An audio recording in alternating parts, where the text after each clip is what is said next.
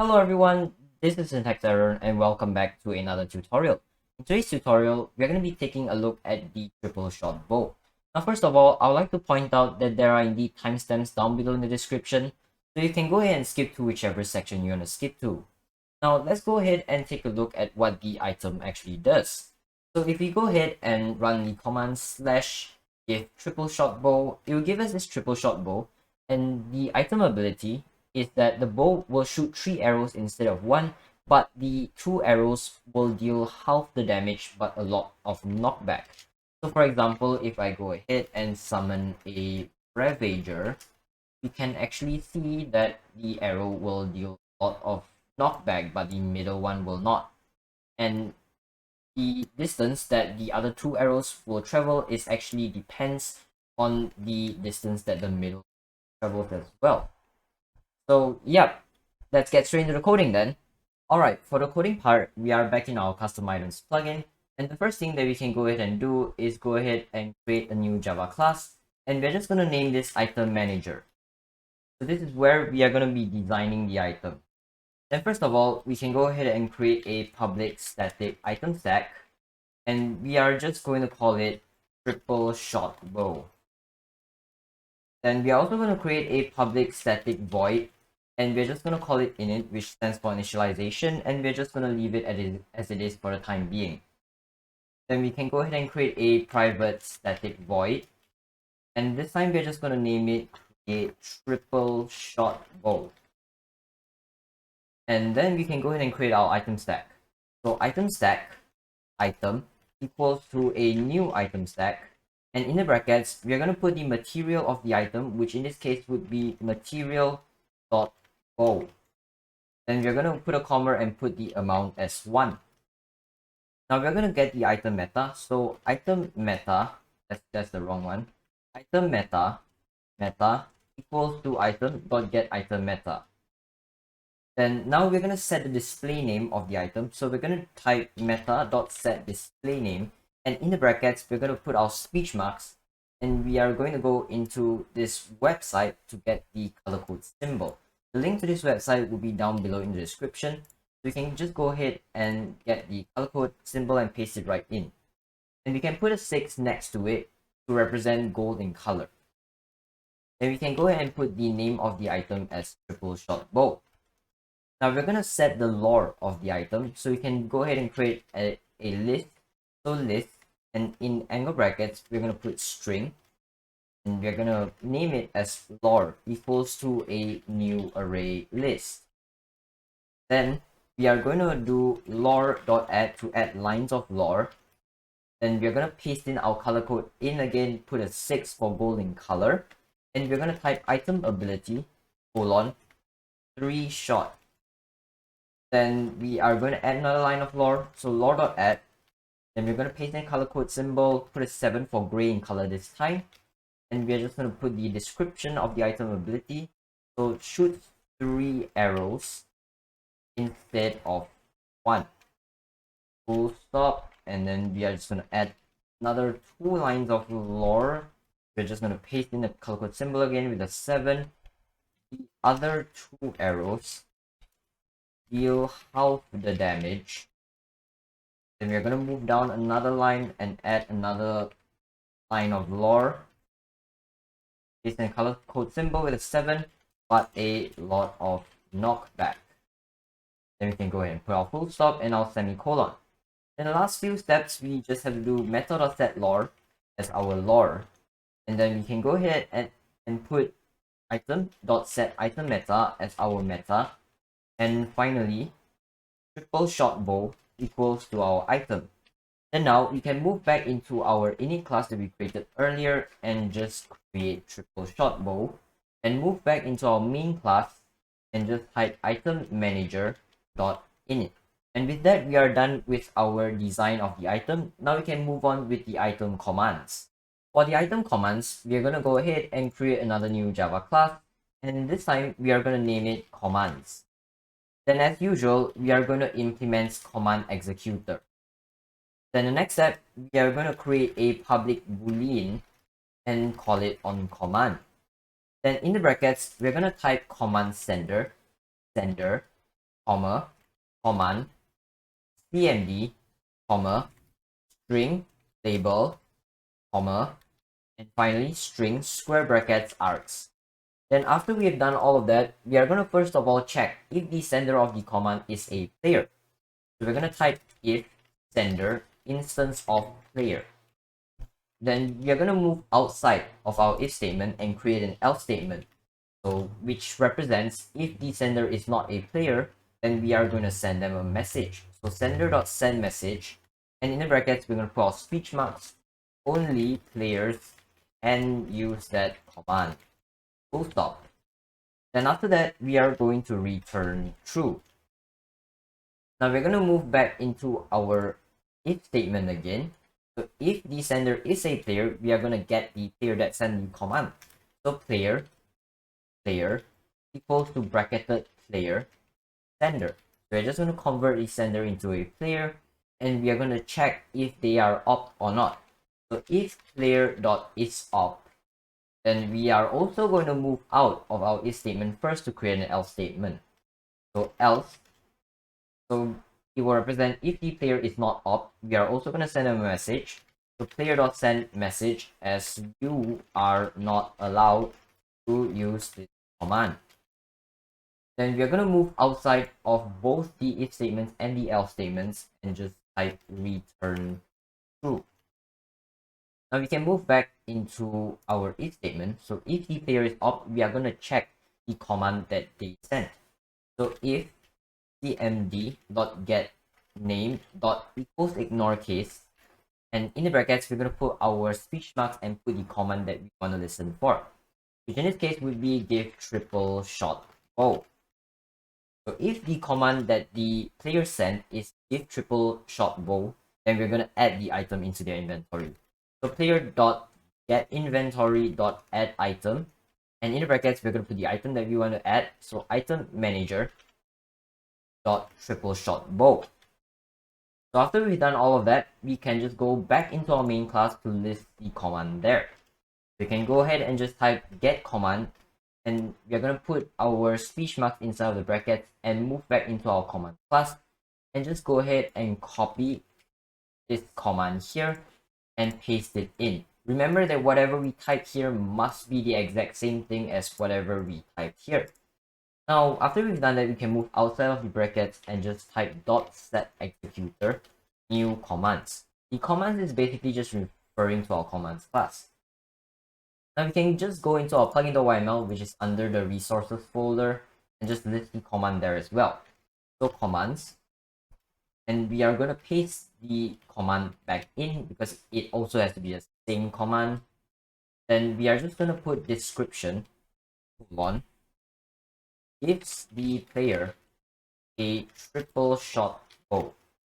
Then we are going to put its usage as slash angle bracket command, close angle bracket. And with that, we are done with our item commands. Now we can move on with our items function. For the items function, we can go ahead and create another new Java class, and this time we are just going to name it triple shot bow, which is the name of the item. And we can go ahead and, as usual, implement listener. Now we're going to move in straight with our event handler, so we can go ahead and type that. And we are also going to create a public void and name it on shoot and call an entity shoot bow event. Type event next to it. Now first of all, we are going to check if the projectile that gets shot out of the bow is an arrow. So you can go ahead and type an if statement if event.getProjectile instance of arrow. Then the next thing that we are going to check if the entity that shoots the bow is a player. So we're going to go ahead and type if event.getEntity instance of player. Now this step, which is checking if the entity is a player, is not really necessary if you want custom mobs to be able to use the triple shot bow to shoot 3 arrows at once as well. Now the next thing that we are also going to do is we're going to check if the player in this case is holding a triple shot bow. So you can go ahead and type if event.getBow is not null, and event.getBow.getItemMeta is not null, and event.getBow dot get item meta dot get lore is not null, and we're just gonna move down one line here just to make things slightly easier to see. And event dot get bow dot get item meta dot get lore dot contains, and in the bracket of dot contains we're gonna put our speech marks, and we're gonna go back into item manager and copy and paste a line of lore that is unique to the triple shot bow, which in this case is the item ability tree shot. So you can go ahead and just copy and paste that straight in. And the reason why we are doing all these null checks is so that our console does not get spammed with null pointer exceptions, because it would be very annoying. And the next thing that we can go ahead and do is we're gonna get the arrow, the original arrow that was being shot out. So arrow equals to bracketed arrow event.get projectile. Then now we are going to spawn in the arrows that are going to hit in different directions. We're going to type arrow, and we're just going to name it arrow1 equals to event.get entity.get world.spawn, and we are going to spawn it at the player's eye location. So event.get entity.get eye location, and the reason why we are doing that and not just .get location is because we do not want the arrow to spawn at the player's feet. Then we can just put arrow.class after our comma. Then we can go ahead and do arrow1.set damage as arrow.get damage divided by 2, because it's going to deal half of the damage of the original arrow. Then we are also going to do arrow1.set knockback strength as 10, because we want the entities that get hit by our arrow to be knocked back a lot and fly straight into the sky. Never mind. And we're also going to do arrow1.set shooter as our event.get entity, because we want the player that shot the triple shot bow to be able to pick up these arrows. And if we do not allow them to pick up the arrows, there's going to be a lot of arrows just hanging around, and it's not going to be that nice, I guess. Now we're going to set the flight of our arrow. So arrow1.set velocity as our arrow.get velocity rotate around y, and in the rotate around y's bracket we have to put in a radian, which is basically a value of an angle. But to do that, we are going to use math.toRadians and put in the angle in degrees. So we're going to let the code do all the math for us. Yeah. And now we are going to take a look into this rotate around y. Basically what this is because the y-axis is our vertical axis, so when we rotate something around the y, it's going to rotate left to right. Similarly with the z-axis. The z-axis is a horizontal axis, so it's going to rotate up and down. Now we can go ahead and do the exact same thing for the other arrow. So in this case, when we rotated it with 30 degrees, it is going to be rotated 30 degrees to our left. Now we're going to do the arrow, create the arrow that's going to be rotated to our right. So arrow, and we're just going to call it arrow2 equals to event.get entity.get world.spawn event.get entity.get eye location arrow.class. And then we are going to do arrow2.set damage as arrow.get damage divided by 2. And we are also going to do arrow2.set knockback strength as 10 again. And we are also going to set the shooter. So arrow2.set shooter as our event.get entity.